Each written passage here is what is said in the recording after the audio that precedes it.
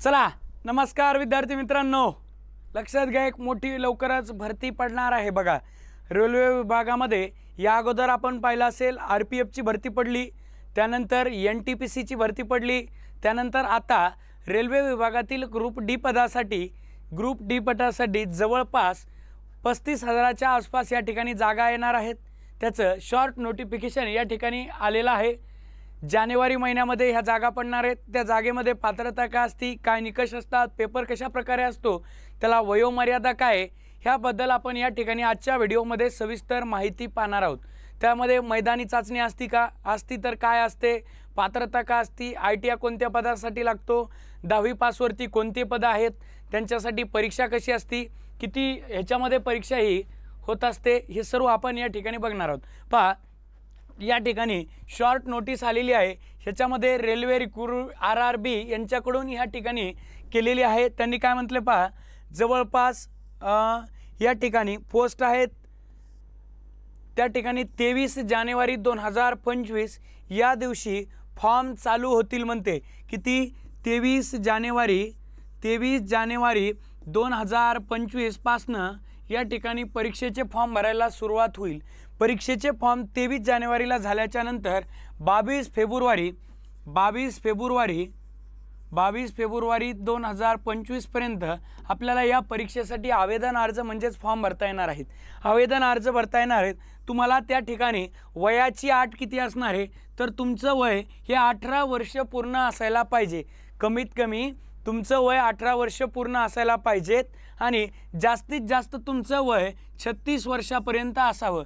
36 वर्षापर्यंत असावं ओपन कॅटेगरीवाल्यांसाठी आहे, जे ओपन कॅटेगरीमधून फॉर्म भरत असतात त्यांच्यासाठी। जर तुम्ही OBC प्रवर्गातून येत असाल, जर तुम्ही SC प्रवर्गातून येत असाल, जर तुम्ही ST प्रवर्गातून येत असाल तर त्यामध्ये तुम्हाला वयामध्ये आणखी सूट मिळणार आहे। काही तुम्ही जर माजी सैनिक असाल तरीही त्या ठिकाणी तुम्हाला वयामध्ये सूट मिळणार आहे।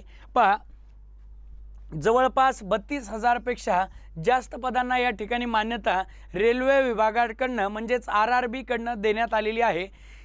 त्याची शॉर्ट नोटीस त्यांनी त्या ठिकाणी टाकलेली आहे। त्या परीक्षेला फॉर्म भरण्यासाठी 500 रुपये फीस असती आणि जर तुम्ही दुसऱ्या प्रवर्गातून येत असाल, PWBD असे किंवा इतर प्रवर्ग असताल तर तुम्हाला 250 रुपये फीस आहे। 250 रुपये फीस आहे। ह्या फीसमध्ये तुम्हाला परीक्षा झाल्याच्या नंतर जर तुम्ही परीक्षेला उपस्थित असाल तर तुम्हाला त्यापैकी काही फीस ही तुम्हाला तुमच्या अकाउंटला त्या ठिकाणी वापस येणार आहे। ज्या वेळेस सविस्तर जाहिरात येईल, ती जाहिरात आल्यानंतर आपण त्यावरती एक व्हिडिओ घेऊ, त्याच्यामध्ये कशा प्रकारे फॉर्म भरायचा आहे, कुठला अकाउंट नंबर टाकायला पाहिजे, कसे पैसे येतील वापस आणि कसं आपलं त्यामध्ये निवड होईल, त्यापर्यंत आपण त्या ठिकाणी सर्व बघणार आहोत। बघा वयाची अट असणाऱ्या 18 वर्षापासून 36 वर्षापर्यंत 23 जानेवारीला हे फॉर्म सुटणार आहेत। त्या अगोदर आपल्याला परीक्षेचं काय होईल या ठिकाणी 23 जानेवारीच्या अगोदर सविस्तर जाहिरात RRBच्या अधिकृत वेबसाईटवरती येईल।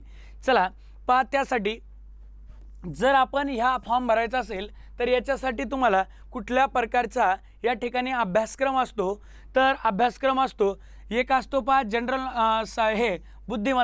बुद्धिमत्ता या विषयाला किती मार्क असतात, तर बुद्धिमत्ता या विषयासाठी तुम्हाला 30 गुण असणार आहेत।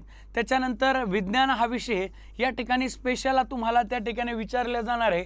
विज्ञानला 25 मार्क असणार आहेत आणि तुम्हाला GK GSला या ठिकाणी GK GS साठी तुम्हाला 20 गुण असणार आहेत आणि गणित विषय जर पाहिला तुम्ही तर गणित विषयाला त्या ठिकाणी 25 गुण असणार आहेत। असा एकूण 25 25 50 आणि 30 20 50 असा हा 100 मार्काचा पेपर असणार आहे आणि 100 मार्काच्या पेपरसाठी तुम्हाला 1.5 तास वेळ म्हणजेच 90 मिनिटे वेळ या ठिकाणी दिल्या जात असतो। 90 मिनिटे वेळ असतो। एकूण 100 गुणांचा या ठिकाणी पेपर होत असतो। त्याच्यामध्ये विज्ञान सर्वाधिक ज्या आपण जर बघितलं ह्याची मेरिट या अगोदर 2019 म्हणजे कोरोनाच्या अगोदर एक या ठिकाणी भरती झाली होती आणि कोरोना नंतर ही बहुतेक एक भरती झाली, अशा 2 भरती झाल्या।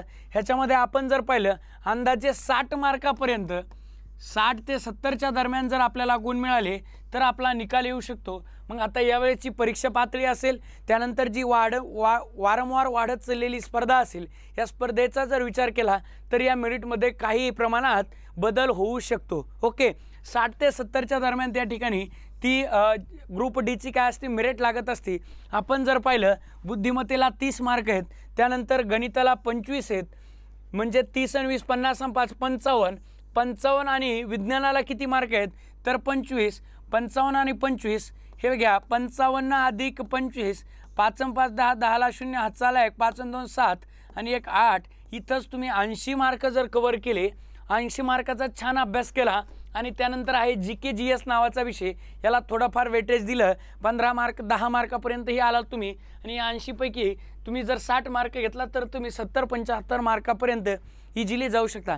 ज्यांनी या अगोदर NTPC असेल, त्यानंतर RPF रेल्वे भरतीमध्ये जे पोलीस असतात RPF त्याचा फॉर्म भरला असेल, त्यांनी तिकडचा जर फॉर्म भरला असेल आणि इकडचा फॉर्म भरायचा इच्छा असेल तर हे 3 विषय तुम्हाला त्या ठिकाणी गणित असेल, बुद्धिमत्ता असेल आणि GK जवळपास तुम्हाला त्या ठिकाणी सारखंच आहे।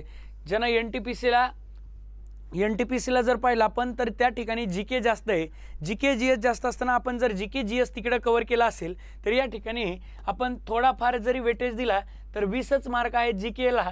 त्याच्यामधला विज्ञान नावाचा विषय मात्र 25 गुणांसाठी विचारणार आहे, स्पेशली आपल्याला त्या ठिकाणी विज्ञानाला भर द्यावा लागणार आहे। असा एकूण 60 ते 70 मार्काच्या दरम्यान त्याचा निकाल लागत असतो। ह्याच्यानंतर काय असते तर तुम्हाला यामध्ये ग्राउंडसुद्धा असते, ग्रुप डीला ग्राउंडसुद्धा असते। ग्राउंड काय असेल याबद्दल आपण सविस्तर या ठिकाणी जाहिरात आल्यानंतर सांगू। एवढं सांगतो मात्र मुलांसाठी 1 किलोमीटर असतं, मुलींसाठी 500 मीटर रनिंग असती। ह्याच्यासाठी खूप जास्त वेळ दिलेला असतो, म्हणजे इझी गोईंग रनिंग होईल अशा प्रकारचा वेळ त्या ठिकाणी 1 किलोमीटर असतं। 500 मीटर मुलींसाठी, म्हणजेच महिला आणि पुरुष याला दोघेही पुरुष आणि महिला हे दोघेही याच्यासाठी अर्ज करू शकतात। त्यानंतर ग्राउंडचा दुसरा भाग असतो ग्रुप डीच्या काही पदांसाठी। दुसरा भाग काय असतो तर तुम्हाला त्या ठिकाणी वेट म्हणजेच काय वजन घेऊन त्या ठिकाणी काही मीटर 100 मीटर 200 मीटर अशा प्रकारे चालायचं असतं काही वेळामध्ये। त्यानंतर दुसरी महत्त्वाची गोष्ट याच्यासाठी आता पात्रता काय असणार तर पात्रता असणार काय तर पात्रता यासाठी असणार आहे 10वी पास। काही पदांसाठी काय असणार आहे 10वी पास असणार आहे, काही पदांना 10वी प्लस ITI लागणार आहे। 10वी प्लस ITI वाल्यांचे काही पदं असणार आहेत ज्याच्यामध्ये प्लेन 10वी वाला भरू शकणार नाही आणि बाकी असणार आहेत 10वी पासवरती काही पदं असणार आहेत। असे वेगवेगळे पदं त्या ठिकाणी असणार आहेत। आपण जर पाहिलं असेल NTPC मध्ये ज्या प्रकारे काही ग्रॅज्युएशन लेवल म्हणजे पदवीवरती होते, काही 12वीच्या, त्याच प्रकारे ग्रुप डी मध्ये आपण जर या ग्रुप डीचा विचार केला तर जो राज्य सरकार असतं, राज्य सरकारच्या ग्रुप सीला जेवढा पगार पडतो तेवढा केंद्र सरकारच्या ग्रुप डीला जवळपास पगार पडतो आणि याचं प्रमोशनही असतं। NTPCतले जे पदं आहेत, NTPCतले जे पदं आहेत काय सिक्युरिटी असते, त्याच्यानंतर काय ते लॉकर वगैरे लावायला, झेंडे दाखवणे, त्यानंतर ट्रॅकमन असतो, वॉचमन असतो, त्यानंतर ते बॅटरी पकडणार, असे वेगवेगळे पदे याच्यामध्ये असतात। त्याचं प्रमोशनही होत असतं। TC पर्यंत तुम्ही ग्रुप डी मध्ये लागलात तरीही जाऊ शकतो, त्याचं प्रमोशन होत असतं। रेल्वेमध्ये दर 4 वर्षाला ह्याची परीक्षा होत असते अंदाजे, नाही पुन्हा 4 वर्ष नाही झाली, या अगोदर झाली माहीत नाही, पण अशी माहिती आहे दर 4 वर्षाला तो परीक्षा होत असते। त्या परीक्षामधून आपलं प्रमोशन होत असतं आणि काही काळानंतर आपण जर परीक्षा पास नाही झालं, काही काळ सेवा केल्यानंतरही आपली पदोन्नती म्हणजेच काय आपण या ठिकाणी आपलं प्रमोशन या ठिकाणी होत असतं।